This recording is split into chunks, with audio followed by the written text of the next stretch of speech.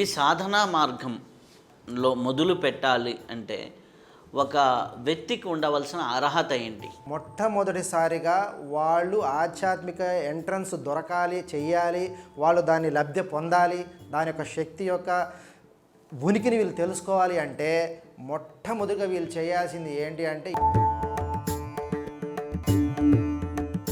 కుండల్ని అంటే ఏంటి? కుండల్ని అంటే ఏంటి? కనిపించేది కాదు, చూసేది కాదు, అనుభవించేది. కుండల్ని అనేది యూనివర్స్ ఎనర్జీ.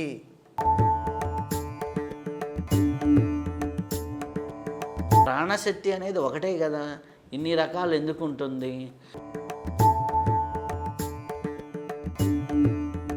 మంత్రానికి మనసుతో పనే లేదు.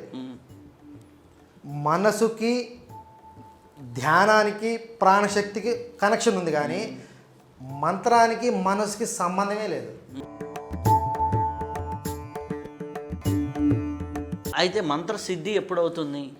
గురువు ఖచ్చితంగా సిద్ధుడై ఉండి మంత్రం ఇస్తే ఆ మంత్రదేవత ఖచ్చితముగా 100కి.